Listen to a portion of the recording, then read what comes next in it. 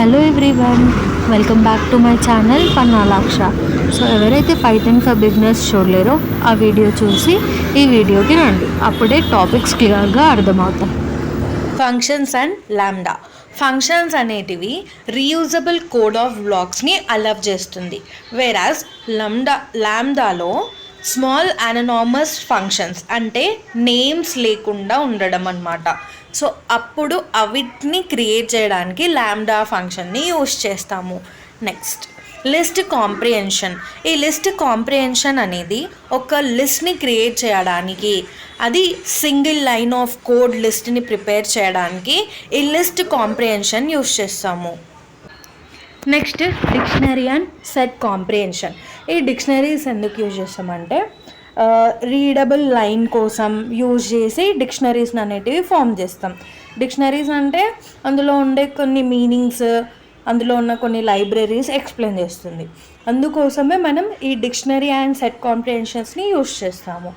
Next decorators. ఈ decorators ఎందుకు అంటే కోడ్లో ఏదైనా చేంజ్ చేయాలి అంటే, ఆ ఫంక్షన్ బిహేవియర్ చేంజ్ కావాలి అంటే, దాన్ని మోడిఫై చేయాలన్నా ఎక్స్టెండ్ చేయాలన్నా డెకరేటర్స్ అనేది మనం యూస్ చేస్తాం పైథాన్లో. Next generators. ఈ జనరేటర్స్ ఎందుకు అంటే ఒక టైప్ ఆఫ్ వాల్యూ ఎప్పుడు ఎలా సేవ్ చేస్తామో ఆ సేవింగ్ ప్రాసెస్ని అంతా ఈ జనరేటర్ చూసుకుంటుంది.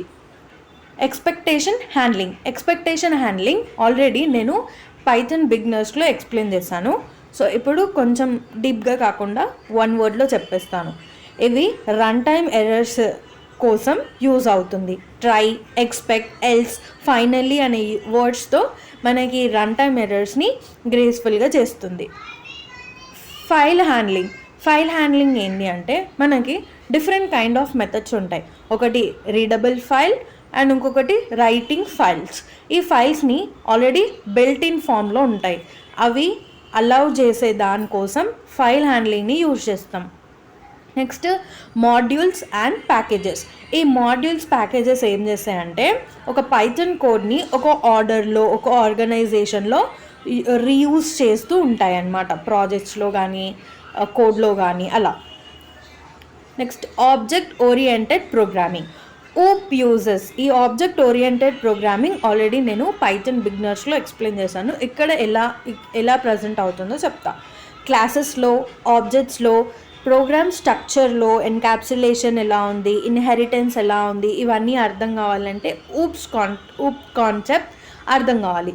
So that is object oriented programming.